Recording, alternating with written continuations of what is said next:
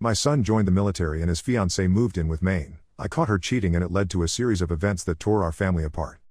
I'm Ethan, 52M, and I never thought I'd be in this situation. My life has been a series of unexpected turns, but this latest event has left me questioning everything I thought I knew about family, responsibility, and forgiveness. I became a father at 28, much earlier than I had planned. My girlfriend at the time, Lisa, 26F, and I had only been dating for a year when we found out she was pregnant. We were young, in love, and terrified. I grew up in a blue-collar family where my dad always preached about doing the right thing, so when Lisa told me she was pregnant, I knew what I had to do. We got married in a small ceremony at the local courthouse, with only our parents and closest friends in attendance. I was working as a junior accountant at a local firm at the time, and Lisa was finishing up her degree in elementary education. We were barely making ends meet, but we were determined to make it work. When Nate was born, it was like the whole world shifted. I'd never felt love like that before. The first few years were tough.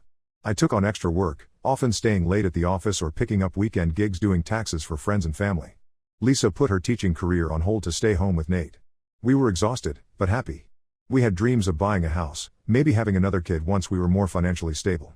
But life had other plans. When Nate was 6, Lisa started feeling constantly tired. At first, we chalked it up to the stress of raising a young child. But when she found a lump in her breast, our world came crashing down. The diagnosis was devastating: stage 3 breast cancer. The next 2 years were a blur of hospital visits, chemotherapy sessions, and trying to maintain some semblance of normalcy for Nate. I took time off work to care for Lisa and Nate, draining our savings in the process. Despite everything, Lisa fought hard. She was determined to see Nate grow up. But in the end, the cancer was too aggressive. Lisa passed away just after Nate's 8th birthday. I was lost. How do you explain to an 8-year-old that his mother is never coming back? How do you keep going when half of your heart is gone? But I knew I had to be strong for Nate. He was all I had left of Lisa, and I was determined to give him the best life possible. Being a single dad wasn't easy. I had to juggle work, household chores, and raising a grieving child. There were nights when I'd put Nate to bed and then just sit on the couch, staring at Lisa's photo, wondering how I was going to do this without her. But then morning would come, and Nate's smile would remind me why I had to keep going. I threw myself into being the best dad I could be. I learned to cook, badly at first, but I improved. I attended every school event, and I made sure Nate knew he could always talk to me about anything. We developed a tradition of Sunday movie nights, complete with homemade popcorn and root beer floats, Lisa's favorite treat. As Nate grew older, I encouraged him to pursue his passions. He loved sports, especially basketball, and I made sure to attend every game. We bonded over our shared love for outdoor activities, often going camping or fishing on weekends. These trips became our special time to connect, away from the distractions of everyday life.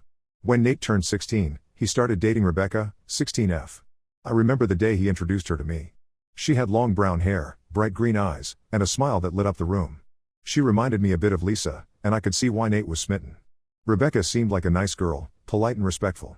She came from a good family. Her dad was a local business owner, and her mom was active in the PTA. At first, I was happy that Nate had found someone. They were inseparable throughout high school, and I grew fond of Rebecca.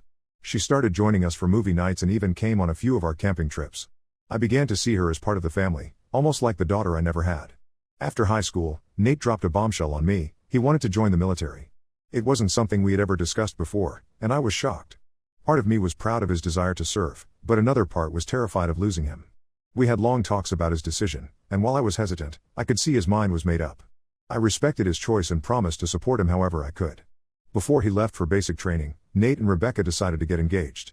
I was hesitant about them committing so young. They were only 18, but Nate assured me they would make it work. He talked about Rebecca waiting for him, about them building a life together when he returned. I saw so much of myself and Lisa in them that I couldn't bring myself to argue. While Nate was away for training, Rebecca moved in with me. Our house felt too empty with just me, and I thought having Rebecca around would be good for both of us. I tried to make her feel welcome, setting up the spare room for her and giving her space to make it her own. I worked long hours at my job as a construction supervisor, so we didn't see each other much during the day. At first, things were okay. Rebecca seemed to be handling Nate's absence well. She got a job at a local diner and was talking about taking some community college classes. We'd have dinner together a few times a week, and she'd tell me about her day or share funny stories about her and Nate from high school. But about 3 months into Nate's training, I started noticing changes in Rebecca's behavior. She began coming home late, often smelling of alcohol. Her cheerful demeanor was replaced by mood swings. Some days she'd be overly friendly, others she'd barely grunt a hello before locking herself in her room. I tried to talk to her about it, worried that she might be struggling with Nate's absence more than she let on. But she brushed off my concerns, saying she was fine and that I shouldn't worry so much. I didn't want to overstep. After all, She was an adult, and I wasn't her father, so I kept my distance. One day, I came home early from work due to a cancelled meeting. As I pulled into the driveway, I saw an unfamiliar car parked in front of our house. Thinking Rebecca might have a friend over, I didn't think much of it. But when I walked in, I found Rebecca in our living room with a guy I'd never seen before. They were clearly intoxicated and in a compromising position. I was shocked and angry. This was the girl my son was planning to marry, the girl I had welcomed into our home. When I confronted Rebecca, she lashed out. She called Nate a fool for joining the military and leaving her behind. She said she was tired of pretending to be the perfect, patient girlfriend. The guy she was with slipped out during her tirade, leaving me to deal with a hysterical Rebecca. I called Nate that night and told him what happened. It was one of the hardest things I've ever had to do. I could hear the pain and disbelief in his voice. He asked me not to do anything drastic, saying he would handle it when he came home for leave in a few weeks. I agreed, not wanting to make decisions about his relationship for him. But the situation with Rebecca deteriorated quickly. She started bringing different men to the house, throwing parties when I was at work, and disrespecting our home. Empty bottles would litter the living room, and more than once I came home to find strangers passed out on our couch. I tried to reason with her, reminding her that this was still Nate's home too, but she wouldn't listen.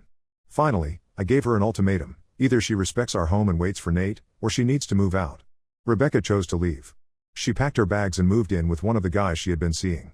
I felt relieved but also guilty for not being able to help her more. I wondered if I had failed not just Rebecca, but Nate too. When Nate came home on leave, he and Rebecca had a big fight. I wasn't there for it, but Nate told me later that Rebecca had said cruel things about him, his decision to join the military, and even about Lisa. They officially broke up, and Nate was devastated. He threw himself into his military career, and I rarely saw him over the next few years. Our once close relationship became strained, with Nate pulling away and me not knowing how to bridge the gap. Fast forward to last month. I was at home, enjoying a quiet evening watching an old Western movie, a genre Lisa and I used to love. Suddenly, there was a loud banging on my door. I opened it to find Rebecca, clearly drunk and angry. Her once bright eyes were bloodshot, her hair a mess. She started yelling at me, blaming me for ruining her life and her relationship with Nate. Before I could react, she pushed past me into the house. The smell of alcohol was overwhelming. She was ranting about how I should have minded my own business and how Nate would have never known about her affairs if I hadn't told him. I tried to calm her down, telling her we could talk about this when she was sober, but she became more agitated. Suddenly, she grabbed a framed photo of Nate and Lisa from the mantel, one of my favorite pictures of them at Nate's 5th birthday party, and smashed it on the ground. The sound of shattering glass seemed to spur her on. She started grabbing anything she could reach, vases, books, picture frames, and throwing them around the room. I was in shock. This wasn't the Rebecca I knew, the girl who used to bake cookies with me for Nate's care packages. I yelled at her to stop, but she wouldn't listen. She picked up a heavy bookend, a gift from Lisa on our first anniversary, and threw it at the TV, shattering the screen. That's when I knew I had to call the police. By the time the police arrived, Rebecca had caused thousands of dollars worth of damage to my home. They arrested her for vandalism and trespassing. As they were taking her away, she screamed that I would regret this, that Nate would never forgive me for having her arrested. Now, I'm torn. I know Rebecca was wrong to destroy my property, but I can't help feeling partly responsible for how her life turned out. Should I have done more to help her when I first noticed her struggling? Nate is furious with me for having her arrested, saying I should have handled it differently. Some of my friends think I overreacted and should have given her another chance, citing her young age and the difficulties she's faced. But another part of me feels justified in my actions. This was my home, filled with memories of Lisa and Nate. Rebecca destroyed not just material possessions, but items of sentimental value that can never be replaced. So, Reddit, Ida for getting my son's ex-girlfriend arrested after she vandalized my property?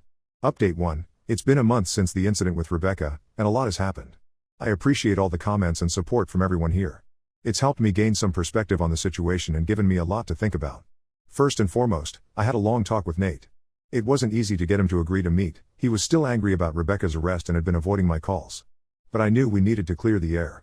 We met at a neutral location, a small diner where we used to go for breakfast when he was in high school. At first, the conversation was tense. Nate was defensive, accusing me of overreacting and not giving Rebecca a chance to explain herself. But as I started explaining everything that had happened with Rebecca, not just on the night of the incident, but also during the time he was away for training, I could see the shock and disbelief on his face. I told him about the parties, the strange men in our house, the disrespect she showed towards our home. I explained how I had tried to talk to her, to help her, but she had pushed me away. And then I told him about the night of the vandalism, about the look in Rebecca's eyes, the viciousness with which she destroyed our belongings, including items that had belonged to Lisa. As I spoke, I could see Nate's anger slowly being replaced by hurt and confusion. He admitted that he had been holding on to the idea of Rebecca as the girl he fell in love with in high school, not the person she had become. We talked about how difficult it had been for both of us to watch her spiral downward, and how we both felt helpless to stop it. Nate opened up about his own struggles during his time in the military. He confessed that he had thrown himself into his work to avoid dealing with the pain of his breakup with Rebecca and the growing distance between us. He told me about the friends he lost in combat, the nightmares that sometimes plagued him. I realized that while I had been focused on my own pain and the situation with Rebecca, my son had been silently battling his own demons. By the end of our conversation, Nate apologized for his initial reaction to Rebecca's arrest. He said he understood why I had called the police and that he was sorry for not being there for me more over the past few years. It was a breakthrough moment for us, one that I hope will lead to a stronger relationship going forward. As for the legal situation with Rebecca, I decided to press charges for the vandalism. It wasn't an easy decision, but after talking with Nate and thinking long and hard about it, I realized that letting her off the hook wouldn't help anyone in the long run. The court date is set for next month, and I'd be lying if I said I wasn't nervous about facing her again. In the meantime, I've been busy repairing the damage to my home. The TV was a total loss, but I've managed to salvage some of the picture frames and smaller items. The hardest part was cleaning up the shattered frame that held the photo of Nate and Lisa. Thankfully, the photo itself wasn't damaged, and I've placed it in a new frame. Every time I look at it now, I'm reminded of how precious memories are and how quickly things can change. One unexpected outcome of this situation is that it's brought Nate and me closer together. He's taken some leave from the military to help me with the repairs. We've spent more time together in the past few weeks than we have in years. As we work side by side, painting walls and hanging pictures, we've had the chance to really talk. It's been nice to reconnect with my son and remember why I worked so hard to give him a good life. Nate has also been opening up more about his time in the military and some of the struggles he's faced. I never realized how much he had been keeping bottled up. We've had some deep conversations about loss, responsibility, and moving forward. I feel like I'm getting to know my adult son for the first time, and it's both heartwarming and heartbreaking to see the man he's become. As for Rebecca, I've heard through the grapevine that she's been staying with her parents and has enrolled in an alcohol treatment program. Part of me hopes that this incident will be a wake-up call for her to get her life back on track. Despite everything, I don't wish her ill. I remember the bright, ambitious girl she used to be, and I hope she can find her way back to that person. I'm still processing everything that's happened, but I'm feeling more confident in my decision to involve the police. It wasn't about punishment, but about setting boundaries and holding someone accountable for their actions. I hope that in the long run, it will be better for everyone involved, including Rebecca. The support from this community has been invaluable. It's helped me see that while the situation is complicated, I'm not wrong for protecting myself and my property. It's also made me realize that I need to be more proactive in my relationships, especially with Nate. We've talked about starting therapy together to work through some of our issues and strengthen our bond. I'll update again after the court date. Until then, thank you all for your advice and kind words. It's been a difficult time, but I'm hopeful that something positive can come out of all this. Update 2. It's been 2 weeks since my last update, and the court date has come and gone. I wanted to share what happened and how things have progressed since then. The day of the court hearing was tense. I arrived early with Nate, who insisted on being there for support. As we waited outside the courtroom, I saw Rebecca for the first time since the incident. She looked different, sober, but tired and nervous. Her once vibrant appearance was subdued, and she seemed smaller somehow. Our eyes met briefly, but she quickly looked away. Inside the courtroom, the proceedings were surprisingly quick. Rebecca's lawyer presented a plea deal they had worked out with the prosecutor. She agreed to plead guilty to criminal mischief and trespassing. In exchange, she would pay restitution for the damages, complete 100 hours of community service, and continue with her alcohol treatment program. The judge accepted the plea deal after a brief review. What surprised me was what happened after the hearing. As we were leaving the courthouse, Rebecca approached us. Nate tensed up, but I gestured for him to stay calm. Rebecca looked at both of us and, with tears in her eyes, apologized. She said she was ashamed of her actions and was committed to turning her life around. She thanked me for pressing charges, saying it was the wake-up call she needed. I was taken aback by her apology. It seemed genuine, and I could see glimpses of the Rebecca I once knew. I told her that while I appreciated her apology, she had a long way to go to rebuild trust. She nodded, understanding. Nate remained silent throughout the exchange, his face unreadable. Since the court date, things have been calmer. Rebecca has started paying the restitution in monthly installments, and I've heard from mutual friends that she's sticking to her treatment program and community service. She's been working at a local coffee shop, trying to get her life back on track. Nate and I have continued to grow closer. He's decided to take an extended leave from the military to figure out what he wants to do next. He's been staying with me, and it's been nice having him around the house again. We've fallen back into some of our old routines, like our Sunday movie nights, which has been comforting for both of us. We've had more conversations about his relationship with Rebecca and how it affected him. He admitted that he had been avoiding dealing with the pain of their breakup by throwing himself into his military career.